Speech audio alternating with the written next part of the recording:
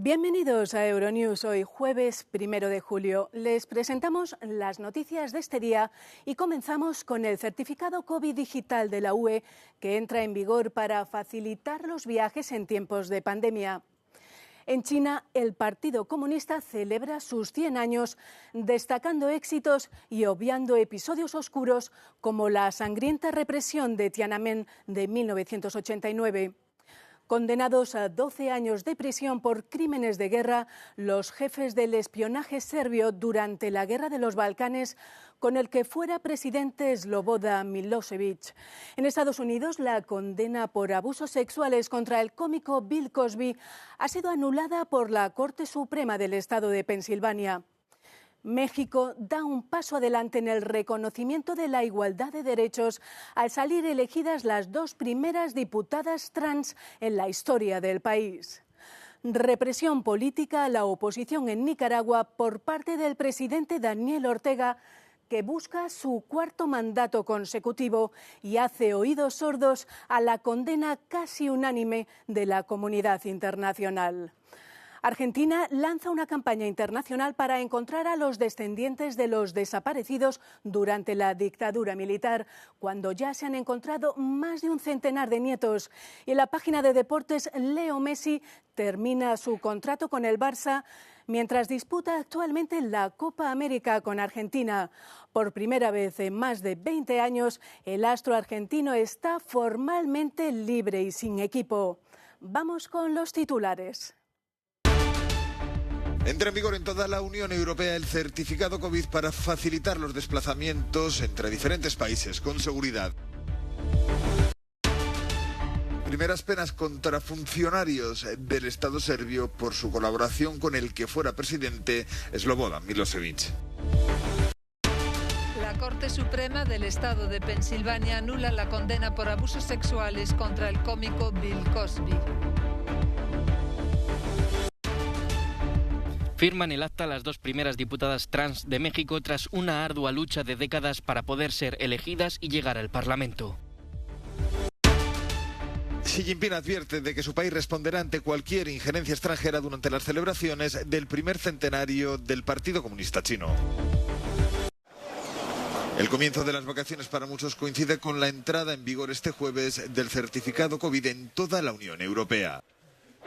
Es un documento QR que se puede imprimir en papel y que indica que el titular ha recibido la vacuna completa o alguna de las pautas, tiene una prueba PCR o de antígenos negativa o ha pasado la enfermedad en los últimos 6 meses.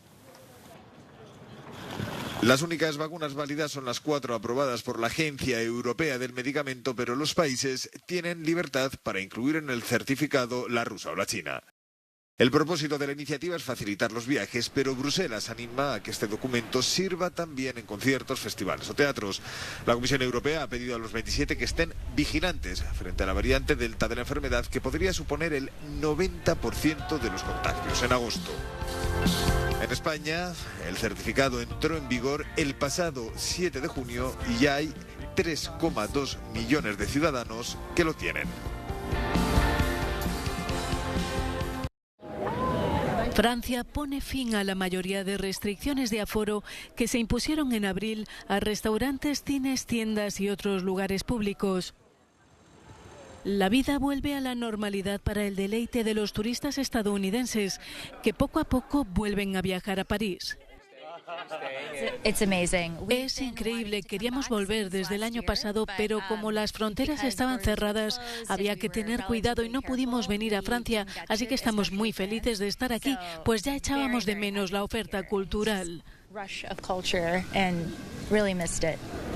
Sin embargo, las restricciones se han extendido hasta el 6 de julio en el suroeste de Francia debido a un incremento de contagios. Según los expertos, es probable que este otoño se produzca una 4ª ola de casos.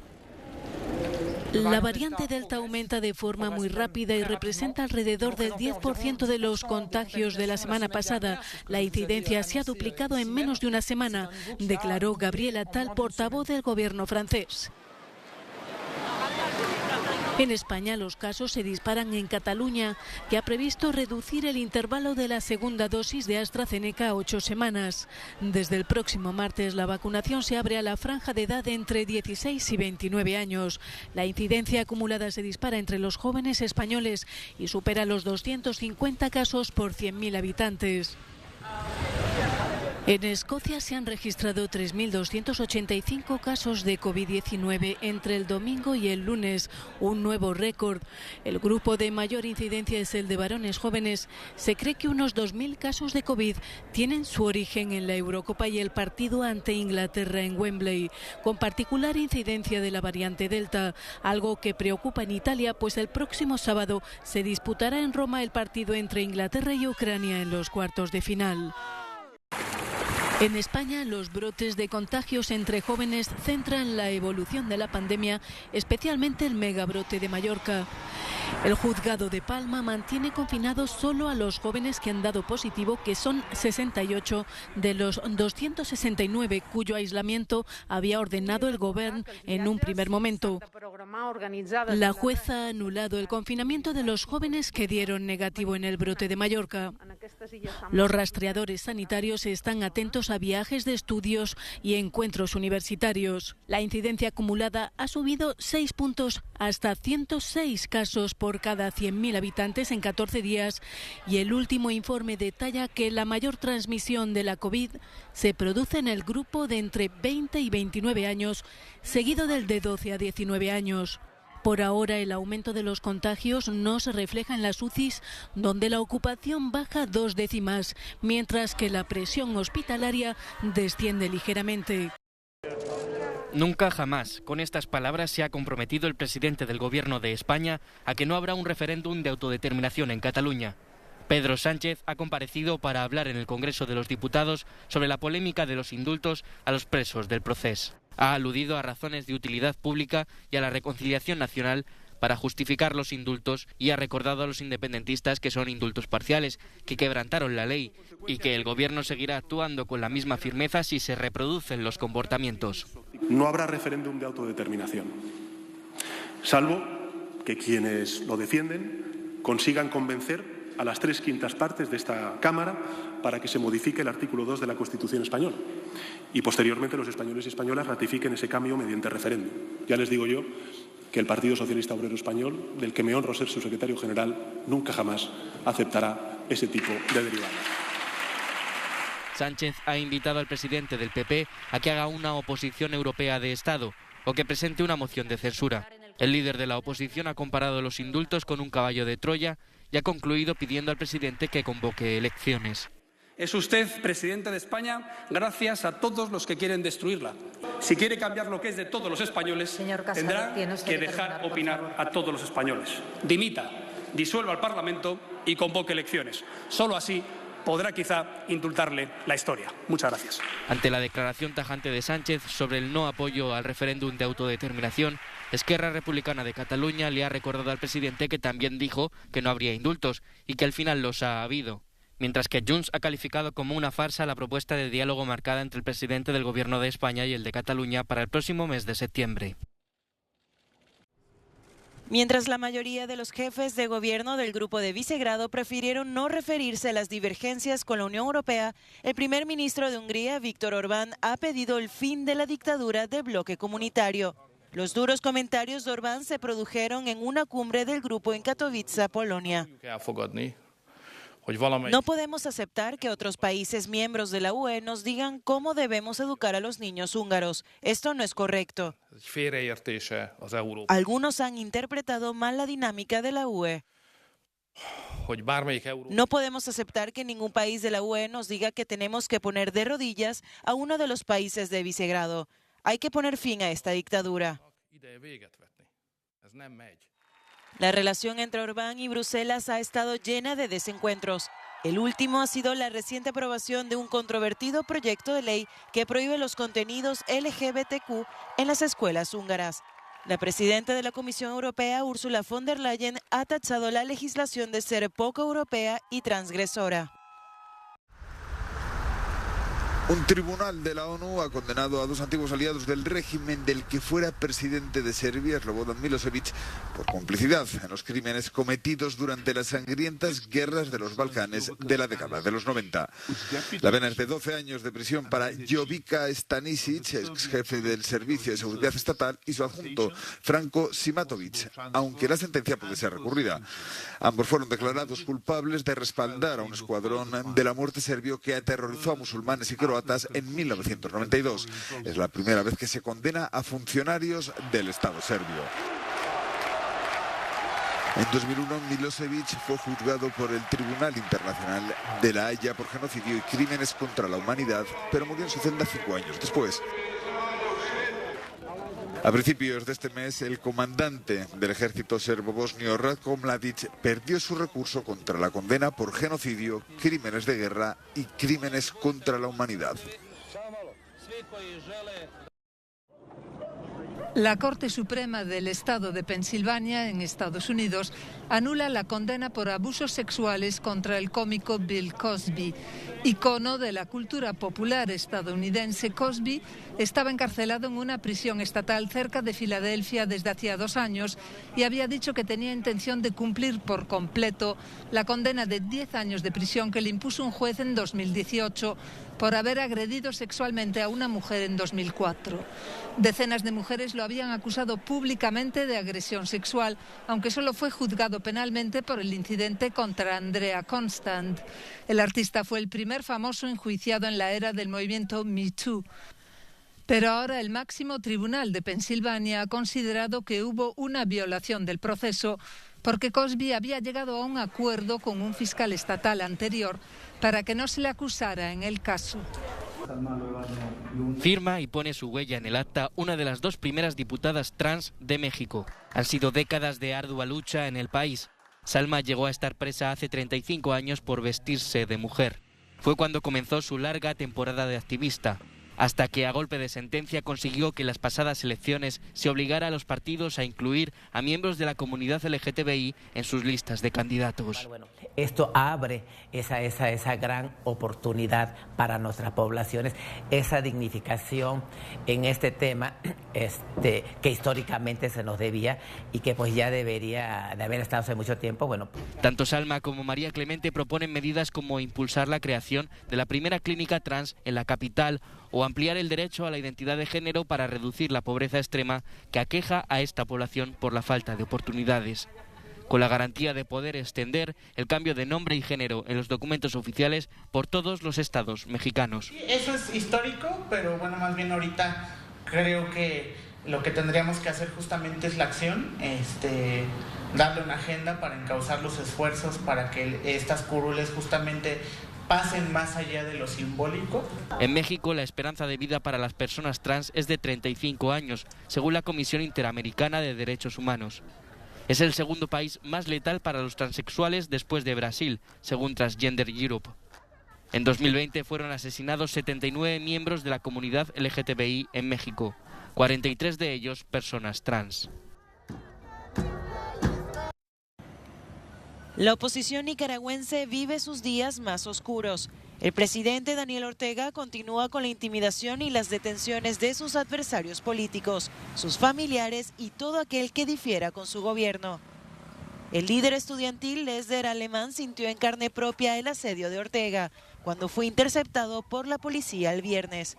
Hace 3 años, Alemán encaró a Ortega durante el inicio del fallido diálogo nacional. Haber increpado a Daniel Ortega no es haber tocado algo que era divino. Y sí hubo un cuestionamiento al poder. Entiendo el trasfondo de que hice mortal lo que consideraban que era eterno. Criticar la represión del gobierno sandinista lleva muchas veces a las puertas de la prisión. Más de 20 líderes disidentes han sido detenidos en el último mes. Al menos 5 de ellos eran fuertes candidatos para las elecciones generales del 7 de noviembre. Todos estamos expuestos y parecería ser que esto es una tómbola. Entonces, perdón con lo que voy a decir, porque se les antoja echarte preso y sobre todo secuestrarte porque no hay conocimiento alguno de dónde estás, tus condiciones, etcétera, y no hay respeto al debido proceso. La comunidad internacional ha condenado la situación en Nicaragua, pero el mandatario sandinista hace oídos sordos y busca alcanzar su cuarto mandato consecutivo. Ayúdanos a encontrarte. Este es el lema de la campaña internacional lanzada por Argentina.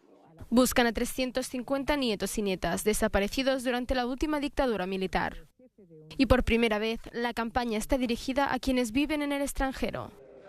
El objetivo es llegar a quienes nacieron en el país entre 1974 y 1983 y que saben que son adoptados o tienen dudas sobre sus orígenes. Hasta ahora solo se han recuperado 130 nietos. Hubo violaciones sistemáticas y masivas de los derechos humanos a partir de un aparato de represión desde el Estado y en donde una de las metodologías principales fue un plan sistemático de desaparición forzada de las personas que incluyeron la apropiación de niños, niñas y bebés, ya sea porque los niños fueron secuestrados junto a sus padres o porque se trataba de mujeres embarazadas que luego dieron a luz de manera clandestina. Este es el caso de Guillermo Amarilla. Nació en un centro de detención en Argentina en 1980. Su familia no sabía que existía porque su madre estaba embarazada de solo un mes cuando fue secuestrada. Hace 10 años y tras una prueba de ADN se reencontró con su familia. Nosotros tenemos la verdad en nuestras manos cuando nos enteramos de quiénes fueron nuestros padres, nos enteramos de todo un mundo y nos encontramos con gente que nos recibe con los brazos abiertos, con mucho cariño, con mucho afecto, pero también conocemos otra historia que tiene que ver con la desaparición de nuestros padres. El movimiento surge de las abuelas de la Plaza de Mayo, que fueron las primeras que empezaron a buscar a sus nietos. Una vez restablecida la democracia, el Estado argentino se les unió. Quienes tengan dudas sobre su identidad pueden informarse con total confidencialidad en cualquier embajada o consulado argentino en cualquier parte del mundo. Han sido días infernales para muchas familias en la costa oeste de Estados Unidos y Canadá, debido a la fuerte ola de calor. Se han registrado al menos 130 fallecidos relacionados con este fenómeno. Las altas temperaturas alcanzaron los 49,6 grados centígrados en Lytton, localidad ubicada en la provincia canadiense de Columbia Británica. El presidente Joe Biden se pronunció al respecto. Quiero señalar que el calor extremo que estamos viendo en el oeste no solo es un amplificador de riesgo para los incendios forestales, sino que es una amenaza en sí misma. La gente está sufriendo. El cambio climático está impulsando una peligrosa confluencia de calor extremo y sequía prolongada. Estamos viendo incendios forestales de mayor intensidad que se mueven con más velocidad y duran mucho más que los meses tradicionales. El clima abrasador ha sido causado por una cúpula de aire caliente de alta presión estática que se extiende desde California hasta los territorios árticos. Las temperaturas han disminuido en las zonas costeras, pero no en el interior. Ahora se teme que el continuo calor seco produzca las inevitables tormentas eléctricas que podrían desencadenar incendios forestales, amenazando miles de hogares. Biden ha advertido que el aumento de las temperaturas conlleva todo tipo de peligros. Primer centenario del Partido Comunista Chino que ha llevado al país a aspirar a convertirse en primera potencia mundial. Unas 70.000 personas acudieron a la ceremonia en la plaza de Tiananmen. El presidente sacó músculo por su gestión económica y habló de una sociedad moderadamente próspera para justificar la mano de hierro con la que dirige al gigante asiático. Y también lanzó una advertencia al exterior. El pueblo chino nunca permitirá que ninguna fuerza extranjera nos intimide, oprima o esclavice. Quien quiera hacerlo se enfrentará sin duda al derramamiento de sangre frente a una gran muralla de acero construida por más de 1.400 millones de chinos. El mayor aplauso para el también líder del partido y jefe de las Fuerzas Armadas se produjo cuando describió a su formación como la responsable de restablecer la dignidad de China tras tomar el poder en 1949. Algunos de los presentes consideran reales los cambios de los que hablaba Xi Jinping. Como china me siento muy orgullosa del primer centenario del Partido Comunista Chino. La vida de los jubilados, en comparación con el pasado, nuestra pensión ha aumentado y ahora podemos recibir varios miles. Nuestro nivel de vida también ha mejorado. El país además sigue en la senda para alcanzar una hegemonía también en la carrera espacial. Mucho más temibles han sido los avisos para los territorios que están bajo el radar de Pekín, además de presumir de haber restablecido el orden en Hong Kong con detenciones y cierre de medios críticos. El presidente reiteró su voluntad de ejercer el control sobre Taiwán. El azulgrana ya no es oficialmente el color de Leo Messi. La pasada medianoche terminó el contrato que unía al delantero con el Fútbol Club Barcelona y el jugador es ahora libre de irse a cualquier equipo. Messi, que está disputando actualmente la Copa América con Argentina, debutó con el primer equipo hace casi 17 años. El club sigue trabajando para que rubrique un nuevo acuerdo, pero sus altos emolumentos y la mala situación económica del Barça hacen que la operación deba tratarse con sumo cuidado. Numerosos equipos están interesados en su contratación, pero su salario lo hace imposible para la mayoría. Entre los que quieren contar con el delantero y sí podrían permitirse ficharlo están el Manchester City, donde se reencontraría con el técnico Pep Guardiola, o el Paris Saint-Germain, quien podría incorporar al argentino, quién sabe si para suplir a otro atacante, Mbappé, pretendido especialmente por el Real Madrid. Ya nos despedimos. Sigan con nosotros toda la actualidad en nuestra página web y a través de nuestras redes sociales. Volvemos mañana con más noticias. Gracias por seguir con nosotros la actualidad europea e internacional.